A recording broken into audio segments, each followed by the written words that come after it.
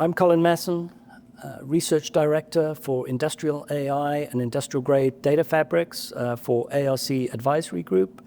And right now I'm with Sunil Vedula, CEO and founder of Nanoprecise. That's right.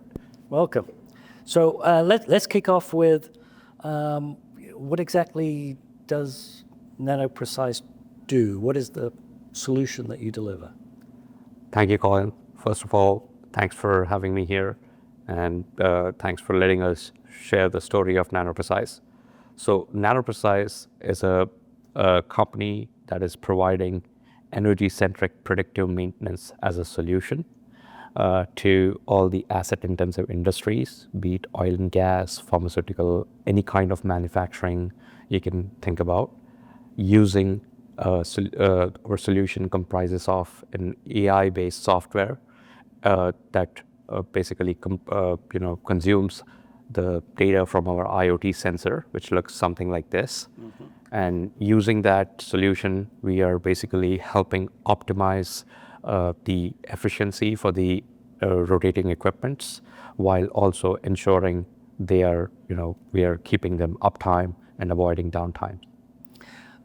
At first, with that response, right, it doesn't really, I think, do your solution justice, right? We need to really explore what you mean by energy-centered maintenance or energy predictive-centered maintenance, yes. Right? Because the first reaction will be, well, there's other solutions out there that do it. Then, in fact, there's quite a few that will claim to do some form of AI predictive maintenance. So can you maybe just explain what's different about Nanoprecise? Clearly, you've got a combo of a sensor and software. So tell us a bit more. Yeah, that's a great question, Colin. And one of the big differences is, in how we merge the energy efficiency with the maintenance and the reliability aspect. So I just want to put it a 5-step process in which we do that. The first step is anomaly detection. We detect if there is any anomaly in the sensor data. Then we see if there is any anomaly, we see if that's because of any component inside the machine that is at fault. We call that process as fault diagnosis. And the third step is remaining time to failure prediction for the machine due to that fault. And the fourth step is where we introduce the energy efficiency, because every faulty component is costing you more in energy consumption of that machinery. So that's where we calculate what's the increase in energy consumption due to that fault. And the fifth step is root cause and maintenance action to be taken. So if you see how it is different from rest of the other either energy efficiency solutions or merely downtime predictive maintenance for downtime solutions, is that other energy efficiency solutions are only focused on telling you, okay, you're consuming more energy. They're not basically, telling you the root cause, what is costing that energy consumption increase. While in terms of other downtime prevention solutions, they're only focused on, okay, we will help you avoid downtime. While we are merging both of them and saying, well, downtime will happen later, but because of a faulty component, your machine is costing you more energy right now. So how do you prepone that maintenance action to save the energy consumption and eventual downtime? 2 birds with 1 shot. That's what we are providing. Okay, and I understood from talking to you earlier that the secret sauce was really, to some extent, that you can do this with relatively sparse data, and you're using a blend of AI techniques, all right? So you're using, and correct me if I'm wrong or jump in, right? Gen AI, mostly for creating synthetic data to address that lack of, that sparsity of data that you may have to deal with, and then some form of neural net to actually do the anomaly detection or pattern recognition. Is that correct, or do you want to add to that? Yes, great point. And basically, I talked about a 5-step process. Right. The step 2 and step 5. The step 2 is fault diagnosis, because it's very important to understand because a machine is comprising of multiple components. So which component is the weakest link at the moment. So to do that, we have to do basically, we only have a limited information from the customer at the beginning, like bearing number, gear ratio, all of that. Right. So that only covers 10% of the faults. The rest, 90% of the faults, the machine information is not there, or it will be too demanding for the customer to ask that every single detail from the customer. So what we are left with is we need to still detect those 90% of the faults for which the information is not there, but they all have a specific patterns. So as long as we have a Gen AI or LLM based pattern recognition, then we can at least create a synthetic data ourselves based on lots of research papers for various other kinds of those 90% of the faults, and see if such fault is basically showing at that particular time on that machine in a specific customer site.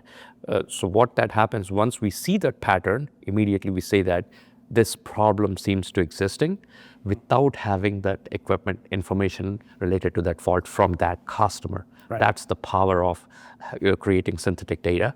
And for the step 5, which is root cause and associated maintenance action, so that is where we basically use agentic AI and large language models to basically correlate the maintenance logs of the machine from the customer and whatever fault data we got.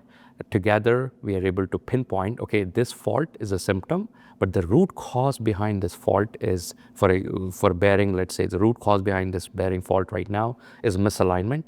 So the maintenance action is make sure your shaft is aligned using a laser alignment. Yeah. So let's jump into customers, right? Yes, you're a startup, you're early in the process, but can you talk about any customers that are already deriving value from this? Absolutely. So we have customers in 9 different sectors. Even in oil and gas, we have an upstream, midstream, and downstream.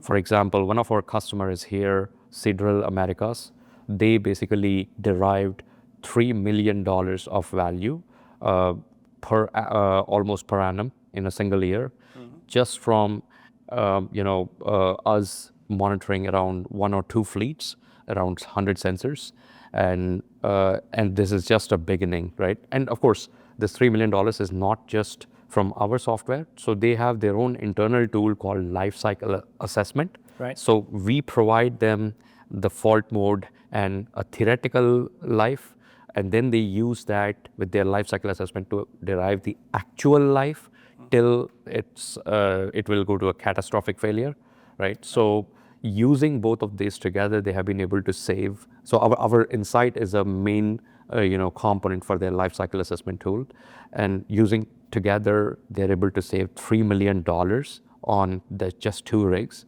They have close to around 30 to 40, 75 rigs totally across all the geographies in the world. So we are looking at massive value just at one organization, right? Yeah. Any others you can talk about? Yes, there are others like we do have Tata Steel as a customer, Okay. as a steel industry, and they have officially accepted that they have saved. We have saved almost 35 crore Indian rupees, which converts to somewhere about $5.5 million per annum, and which is almost 10x ROI for what they spend on our software. Okay, so I mean, I think my key takeaway is that you are applying a blend of AI techniques, Gen AI, some neural net technology, some you've got a smart sensor with great battery life, and you're doing some smart stuff to load data up from that device to the cloud to make sure it's out there for 5+ years. Is that a fair summary, right, of really the solution, and the fact that because you can do it on a lot less data, you can actually ramp up very quickly and get an ROI very quickly, and scale out very quickly? Absolutely, Colin, you nailed it, because to install these sensors, let's say 200 sensors, we can install it in 2 hours, right? Right.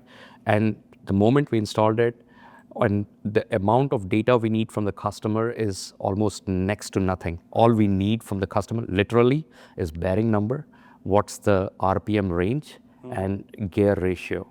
Okay. That's it, pretty much. Okay, thank you. I've been talking with Sunil Vedula, CEO and founder of Nanoprecise.